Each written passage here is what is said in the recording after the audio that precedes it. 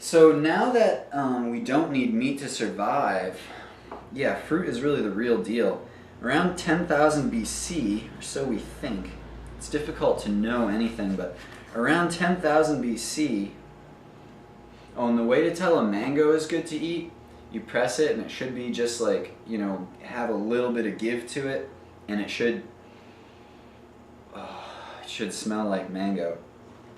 The redness and the greenness you don't even have to worry about. You just see if it's firm, see if it smells like a sweet, good mango. That's all you need to do. This could have been all red and totally crap. It could have been all green and totally amazing. With these kind of, I think they're called red blush mangoes. It's all just about the firmness and has a little bit of give. It smells like a delicious mango. That's how you tell. So, agricultural revolution happened. And this is like another argument for kind of just the ideal of like vegan eating. So, yeah, we needed meat to survive for a while. But what was it that made the human population explode astronomically? It was the agricultural revolution, as in growing plants. And so that's what's up. Sure, they weren't the plants that I described, but it was growing plants in general. If the world had stopped eating meat at the soonest opportunity, back in the Fertile Crescent in Egypt or whatever, when they were starting to grow plants, they had focused on fruit, I think we would see a much sort of lighter, bouncier, more peaceful humanity develop. And of course, you can never know anything, but I have a very powerful intuition about the way the world works. We should have stopped eating meat back then, but it's not too late. It's never too late. We can stop eating meat now, too, so. Alright, let's get this mango in here. Yeah, I love fruit. If you just eat a wide variety of all the foods that are naturally delicious in their whole fresh state, eaten in abundance, just eat a wide variety of those and you'll get great nutrition. You'll also just experience really powerful earth vibrations and spiritual vibrations. So, go for it. Try it. It's a good thing to do. I love fruit. I love doing this. It makes me feel so good. So, so I'm leaving this quarter of a melon out, and I'm leaving the fruit around the core of this mango out. Just to eat whole. Picking the best fruit in the grocery store. I'm not going to get into specifics, but I highly recommend that you just Google it. How do I find the best oranges? How do I find the best bananas? How do I find the best apples? How do I find the best grapes? Etc. How do I identify ripe pineapples? How do I identify ripe tomatoes? Whatever it is. Get into it. Ripe avocados. Ripe kiwis. Lemons, limes, everything. All the fruits have different little tricks. You'll notice with the watermelon, it was about a sound. It was about a sound that the fruit makes. Then with the mango, it's more about the texture and the scent. And then with other fruits, it's going to be more visual. And every fruit has like a certain, there are certain senses give more information about that particular fruit. Like for instance with oranges, I will be chilling. When I go shopping, I am chilling in the produce section, looking at everything, touching everything, smelling everything. I'll be chilling. They'll have like a couple, big old boxes of oranges. I'll go through every single one of those oranges. Nope. Yep, put that one in there. Nope. Nope. Nope. Yep, put that one in there. And it makes a difference. It makes a big difference in my life, and I highly recommend that practice. Not only is it a lot of fun, but you get closer to the earth. You get closer to yourself. So look up the particular fruits and the different tricks for figuring out which ones are good and which ones are not.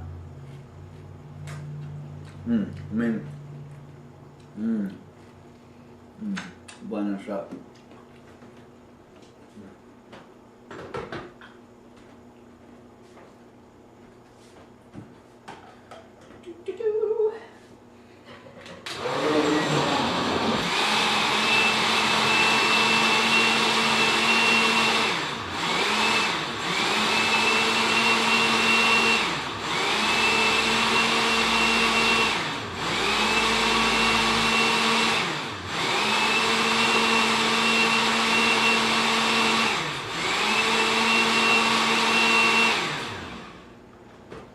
And I don't even like to blend this one into total juiciness because the mango gives it like a creamy texture.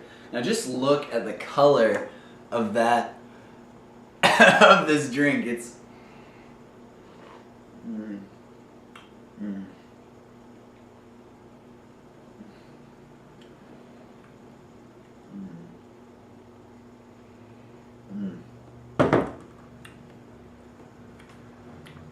Mangoes have like a really intense like sexual vibration to them, as do I think all the melons, but everyone will sense different things from it. I'm going to use this particular energy to do some lifting later, so it's good for that too. Any sugar is really great for that, and then I'm gonna have a post-workout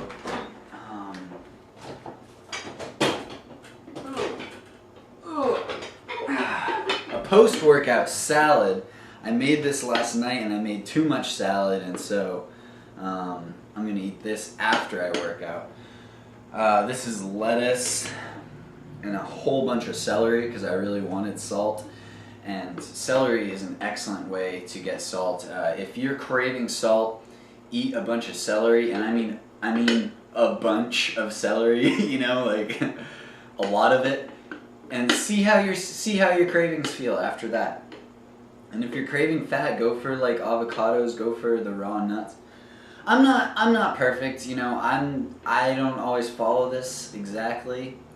I'm always, I fall off the wagon and then I get back on, and every time I get back on I have more lessons learned about how to stay with it and how to stay healthy. You just keep trying and you don't beat yourself up about it. There's one more thing I wanted to address. I went to a yoga class yesterday, and my stepmom invited me to a yoga class, and just got me inspired to think about some things. So, also that in combination with just this general vibration of peace and like inner power of intention that I've been having lately, and some things I've been reading, inspired me to talk about the enlightenment that is possible despite our worldly activities, our worldly identities, our worldly selves, our worldly days. Enlightenment is totally possible for the normal average Joe in an office, whatever, doing whatever, a student at college, a truck driver, a billionaire, real estate investor, whatever. Everyone has the opportunity to be enlightened. Enlightenment is very much a harmonious balance between the worldliness, the animal, and the divine. People think that enlightenment is impossible for them because they're not 100% divine. But let me tell you that if you were 100% divine, you would be irrelevant to reality. Enlightenment happens when these two forces come together. Enlightenment happens when you forgive yourself for not being perfect, not being 100% divine. Because you never will be. No one ever is. Humans are not, humans have a physical body. And to ignore that in your search for divinity, in your quest for enlightenment, to ignore the physical body is to ignore reality. And if we're to become enlightened, we need to embrace all of reality. So I wanted to talk about that. Yeah, I was just doing my morning yoga routine, I guess about 20 minutes ago or something, and 25 minutes ago, whatever, 30 minutes ago, and I finished it with a meditation, lying on my back, feeling the earth drag me down with gravity, pull me down, suck me in, and I was feeling the cosmos just attracting me upwards, and it's just a really beautiful balance. And then you can sort of feel the balance come and go as you breathe in and out. So I breathe in, I bring the world and the cosmos into me and become one with the universe, and as I breathe out, I let the forces take me where they will, and I give myself back to the universe and to the earth at once. And I breathe in, the universe and the earth becomes me, and I breathe out, and I give myself back to the earth and the universe. It's just one of infinitely many meditations you can do. You can make up your own, whatever. I mean, I kind of just felt that happening, and so I really got into it, and made it into a full-fledged meditation that I focused on. You can do that with really anything. Maybe you want to make a grape eating meditation or something, and you breathe in and you look at the grape and smell the grape, and then you breathe out and chew it down. You can do whatever you want, whatever you're feeling. Anyways, I was meditating, and I got this urge to get up and do stuff. I was like, okay, I've been meditating long enough, I need to go do stuff. And that was a clue to me, that was a hint to me that I needed to meditate more. Because you don't need to get up and do stuff. You need to relax. Because we are so down at the worldly level. To relax all the time would be to be just totally divine. But I'm saying that for 99% of us, we need to relax more because we're down here. One of the reasons we're down here is because we think that enlightenment and truth has to be 100% divine, and so that's impossible, and so we think, well, then I must just be worldly. But there's a balance that you can strike. That's a really beautiful experience. I'm still working towards it, I'm at whatever level I'm at, and it's all good. I'll just keep trying, just keep going to bed and getting up the next day, drinking water and trying again. and it's really beautiful. In fact, I don't expect to reach perfection, but I intend to.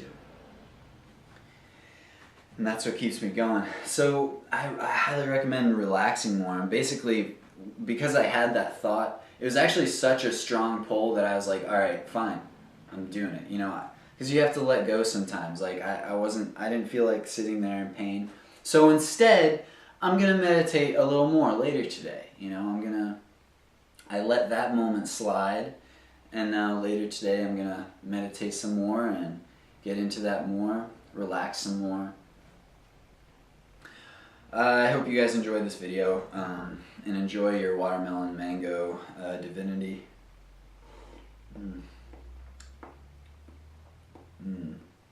I just want to pour this all over a beautiful woman. Okay. Bye-bye.